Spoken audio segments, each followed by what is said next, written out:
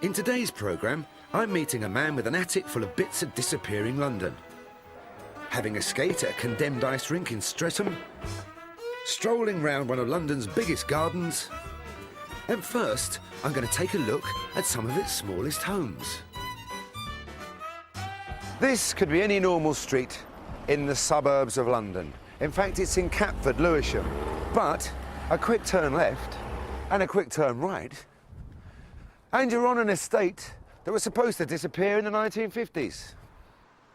Am I in Camelot? This is the Excalibur Estate. Its little streets and pathways are named after King Arthur's knights. It's the last complete estate of its kind. With vast areas of London destroyed in the Blitz and thousands of servicemen returning from the war, there was a desperate need for homes in 1945. The prefab was conceived as a short-term measure. Before the houses arrive, brick and concrete slabs are put down to receive their water mains and electricity connections are laid on. A team of 30 men do the erecting.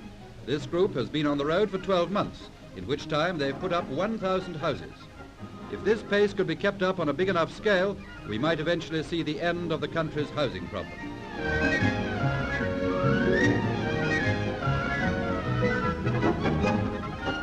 And here's the finished job. Not a bad output for 30 men in 35 minutes. Along the pathway named after Sir Pellinore, not one of the top dogs at Arthur's Round Table, Kitty White lives in one of the prefabs, which has now been standing for 60 years. Oh, hello. Hello there, Kitty. Are you all right? She and her husband moved in while the estate was still being finished. I thought it was wonderful. I thought it was lovely because there was a fridge here and a boiler to boil your clothes at, electric boiler. There was a cooker and it was really lovely. And your own bathroom and everything, you know. It's lovely. And was there a big difference between where you'd been and obviously somewhere that was so full of fabulous amenities? Well, I never had a bathroom because you only had 2 rooms in them days, like. You had to use other people's toilet in the house. I've been lucky, I've had very good neighbours. You know, I've seen a lot of them pass away, but there it goes, isn't it? Over the decades, the residents have grown to love their homes. Some have bought them. But the local council has decided at last that Excalibur's time is up and wants to pull it down. 5 Pellinore Road is the heart of the campaign to save it and the home of Jim and Lorraine Blackender. We've wrote to everybody who's alive, you know, from the Deputy Prime Minister to the Prime Minister to our local MPs to English Heritage. We're surprised that it hasn't been listed anyway because, you know, it's part of our heritage. You know, it was put up for the people during the war. A lot of the original tenants that moved in here when like ex-servicemen are still living on this estate. Yeah. So it shows that it works because people don't, once they're here, they don't want to move off. That's why there's a lot of elderly on the estate. We've got a lot of elderly on the estate because people, they didn't move in old, they moved in young, you know, but they've decided to stay and people don't move out. When they move in here, they stay because it's such a nice place to live, yeah. There's a waiting list for this estate, a huge waiting list for people to get into this estate, to live on this estate. All other council estates have got waiting lists, but these people are waiting to get out. Like, as we're here, they're waiting to actually try and move in. Like, you know, we gave up a 3-bedroom home to come here. We didn't come from a flat or a, you know, or a tower block. We already had a 3-bedroom house, but we chose to come here, as most people have, and we're not moving either.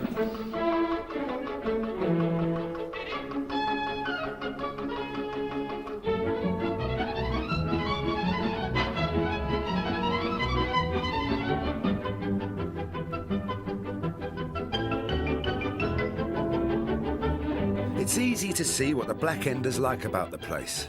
It's just a great place to live, a good community, low crime rates. We've got everything here that most governments council would strive to achieve, you know. So it's a shame to see it go. The estate certainly engenders a considerable loyalty, as my next call demonstrates. Jim and Lorraine's daughter Sarah wouldn't leave home until she could get a prefab of her own, and here it is. She made very clear she wasn't going to accept anything else. I just held out 5 years waiting at my parents' house, waiting for an offer here. And how did they feel about you hanging about for 5 years? Well, we all get along really well, so it didn't seem too bad with us all living together, although they are fairly compact. They're spacious compared to any other type of two-bedroom property you'd probably get, but it's still quite compact for two families to live in. But we got along fine. It wasn't too bad at all. King Arthur's sword outlived him, but it's looking unlikely that the Excalibur estate will outlive its owners and residents. Now, another building under threat, and I'm approaching it with a certain trepidation. Well, it must be 10, 15 years since I set foot on an ice skating rink, but I think I've still got it, you know. But I have made a deal with the cameraman. If during my first flying pirouette I go, how should we put it, head over heels, he's going to erase the tape, aren't you? In the decade up to 1940, there were more than 30 of these ice rinks built in Britain, most of them in London. Why go to Switzerland when you can come to Streatham, the posters said, when this one was opened. Today, there are only 2. Oh, yeah, man. Cool. Groovy, baby. It's not making my life any easier that this is a training session with some of today's top skaters whizzing right past. Out of the way.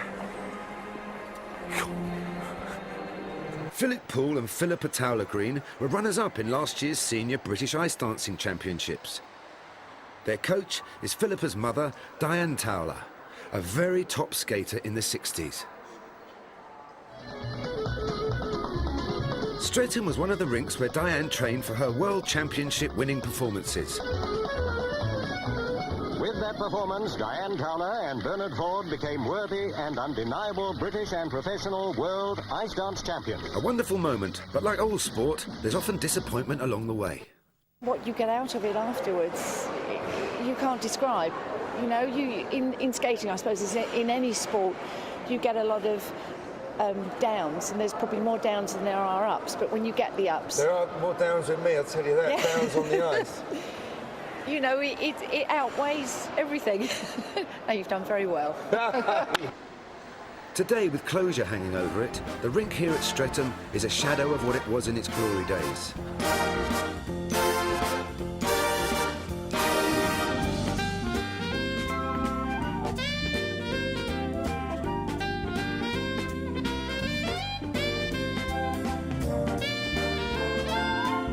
There are still plenty of places for people to skate, but the modern leisure centre doesn't quite have the magic or the romance, however glamorous the skating remains, that these 30s palaces once did. We had 2 bars, a big cafeteria, a nightclub upstairs. It really was, in the 60s, it was the place to be. Roland Hailston is another of the coaches here. He has fond memories of the place from his childhood. That was just after the rink had a complete makeover in the mid-60s. There were live performances from the stars of the day, like the Beverly Sisters, and special themed nights, and lots of people. It was absolutely jam-packed. You couldn't skate on the ice for love nor money. You was all like sardines just skating around in one mass. And I'm talking 1,500, 2,000 people on a Friday or Saturday evening. When it reopened in the 60s, Mecca reopened it and refurbished it. They bought all the Christmas lights from Regent Street, and so we had the big crowns across the ceiling and all the lights, and it was really amazing. We used to have 56 coaches up and down Streatham High Road trying to park on the common everywhere so that people come skating. Behind the scenes, or rather under them, the ageing machinery that keeps the ice frozen is maintained by a man with a lifelong allegiance to the Streatham skating rink. Not only did he meet his wife here, but he's been helping to keep this place going since he was 13. He started out doing odd jobs, and now he's in charge. It is getting harder to look after, because all the parts now we have to have made for the compressors, because you can't get them off the shelf anymore, because of the age of them. Other than that, they're just keeping them topped up with oil and keeping the system full of ammonia.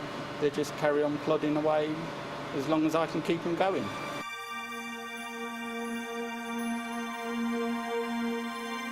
If it's a struggle downstairs, upstairs has virtually given up.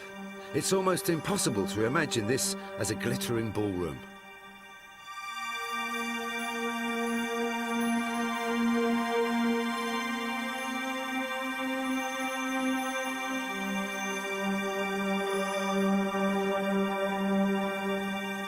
It was one of the most prestigious rinks in the country. You know, everybody wanted to be at Streatham Ice Rink, you know, whereas now it's in a sad state. And will you be sad to see it go? Yes, I will. In one way, I know times have to move on and that, but I suppose I'm part of the fixtures and fittings here. You know, I've been here so long, and I've got some very fond memories of the place. It is rather tragic to see the state of this place, considering the joy it's brought to literally thousands and thousands of people. But I think in this particular instance, possibly, it's better that it's just put out of its misery. Coming up, just what has Terence Nunn got in his attic? And I'm following in Dick Whittington's footsteps to the top of Highgate Hill to see central London's biggest private garden.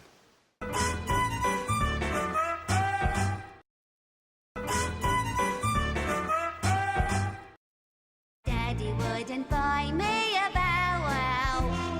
Daddy wouldn't buy me a bow wow. I've got a little cat and I'm very fond of that, but I'd rather have the bow wow wow wow wow wow. When did you last see a doggy in the window for sale? Or a kitten for that matter?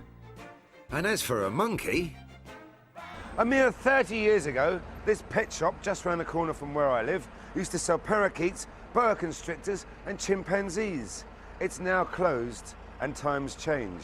And I'm not saying necessarily it's for the worse, but it does mean the things we've grown up with and are familiar with sometimes just disappear. Whilst we may seem willing to restore some of our grandest buildings like the Smithfield Meat Market, we watch as the smaller quirky places quietly disappear. Tripe dresser? When I tried to get into Mr. Martin's shop, I was told there hadn't been anyone here for 30 years. One man who, like me, thinks it's a shame to lose parts of our history is trying to keep a record of the things that might not be around much longer. Terence Nunn has been taking photographs for 40 years. Today, he's at Streatham to take a picture of the old swimming baths. I became rather fond of these old buildings and just started taking pictures of, you know, old cinemas, old greasy spoon cafes, junk shops, back streets. And were you already aware of the fact that you were recording something that was disappearing? Well, yes. I could see that, you know, these things would disappear, but I didn't think they'd disappear as fast as they have done. You know, I thought, well, perhaps in 100 years' time when I'm under the sod, you know, people will see these pictures and think, you know, what an interesting place London was. But of course, it's all happened so much more quickly. And most of the things I photograph now are long since gone. This is an old orangery of what used to be Thornton House, built in 1793, I think. And the interesting thing is it's completely surrounded by a housing estate. It's appropriate that Terence is very fond of his 1960s SLR, though he's not averse to the convenience of digital technology. Terence has spent most of his life recording and documenting the buildings of the past, things that have been shoved aside in the name of progress. But ironically, he shares all these lovely photographs with the world via that most modern thing of all, the internet. Welcome to Terence Nunn's attic. Virtual, of course. It's actually his spare bedroom. I started putting my pictures on the internet about 10 years ago when I first got a website. And one of the pictures I'm very fond of is this, of the Phoenix Cafe, Camden Town, which I took in 1967. It's got very grand painting on the side saying coffee and dining rooms, which was really a sort of euphemism for a greasy spoon cafe, the sort of place where you have to go up to the counter to stir your tea because the teaspoon's chained to the counter. Another of my favourite pictures is this one. This is the Bedford Music Hall in Camden Town, taken in 1968. This was one of London's most famous music halls. All the big names played here, Mari Lloyd, Charlie Chaplin, P.G. Wodehouse had one of his musicals premiered here. But by the time I took this, it was on its last legs, and only a matter of months after I took this picture, it was pulled down and it's now shops. If I had to keep just one picture out of all the ones I've taken over the years, it would be this one, the Tolma Cinema. It's a sight you don't see nowadays, a genuine old flea pit cinema with the posters up, bright and garish in the middle of a very grey street. There are 130 pictures on Terence's website. He's planning to upload more of the remaining 500 or 600 in time. Selling some helps him cover his costs, but this is really a labour of love, and he's not planning to give up yet.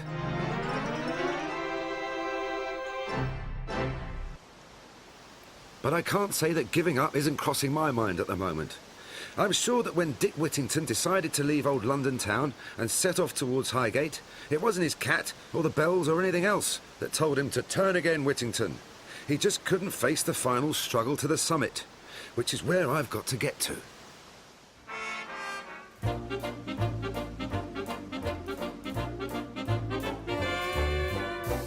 The last stop on my journey through disappearing London, Whittenhurst, at the very top of Highgate Hill.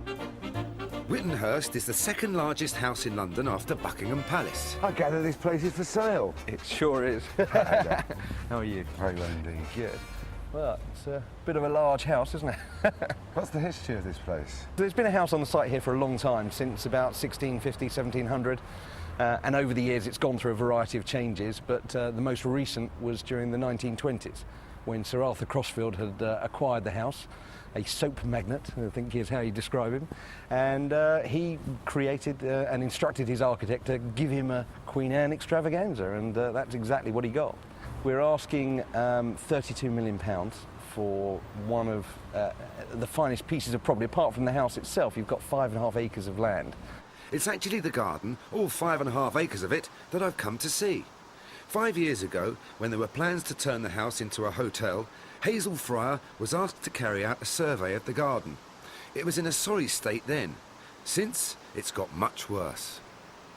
Well, it's an example, a very good example of the 20th century designer Harold Peto, and there are not very many of those around.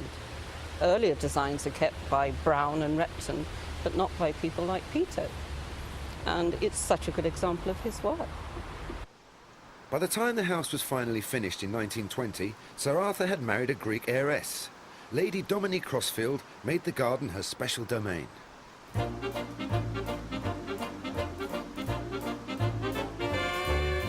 Well, this is all rather magical, Hazel. Yes. Well, the garden linked out from the house down this series of terraces, and 29 steps after this first set of steps. But they're still very rocky today, as you can see. Yes. You'll have to be careful on that side. It's particularly rocky. It really is like that. Yes. But the big flight of steps is the next flight, which we're just coming to now. Secret garden. Yes.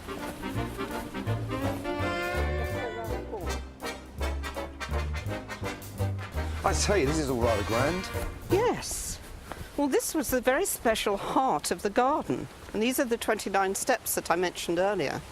And Dominique, Crossfield's wife, was Greek.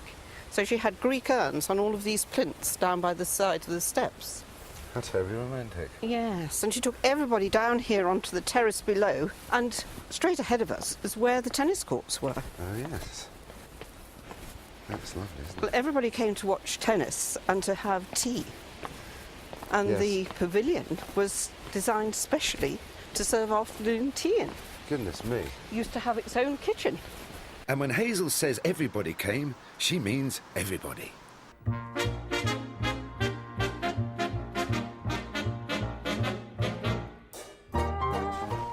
In aid of the North Islington Infant Welfare Centre, Lady Crossfield has held her annual garden party, at which exhibition matches were played by several tennis stars. Lady Crossfield's annual pre-Wimbledon parties were part of the social calendar. Even the Queen was a visitor, although she was only Princess Elizabeth at the time. That was half a century ago. Since then, the garden has suffered the inevitable decline and decay of time. Well, Harold Peter was quite an architectural designer, and all of his work had lovely architectural elements. But just look at this. Yeah, it's in such a state. Completely gone, isn't And it? as for the next panel, I mean, they used to be so lovely. I can imagine, yes. And if you look back at the old pictures of the period when they were used for tennis parties, these look fantastic. Yeah.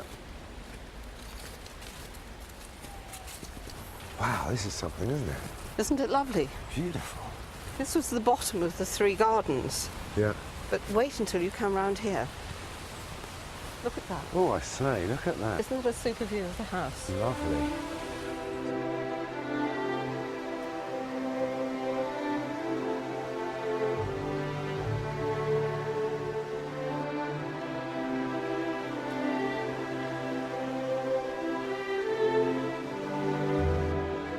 And is it possible for a garden to disappear? Well, this one is gradually disappearing. If something isn't done soon, it will be totally lost.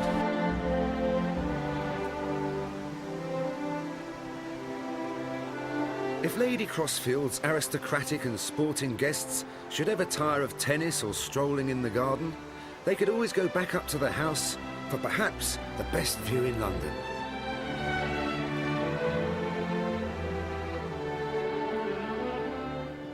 What a view! What a city! Always changing, regenerating itself, never afraid to try something new. You can't stop progress, and I wouldn't want to if I could. But it will be a terrible shame if we lose touch with the past completely. If we forget all the quirky little things that make this city unique, as well as the great monuments to our history. I'm very glad to have had the chance to see some of them and meet the people who love them. And although we obviously can't stop everything from disappearing, we can at least appreciate these things while they're still around.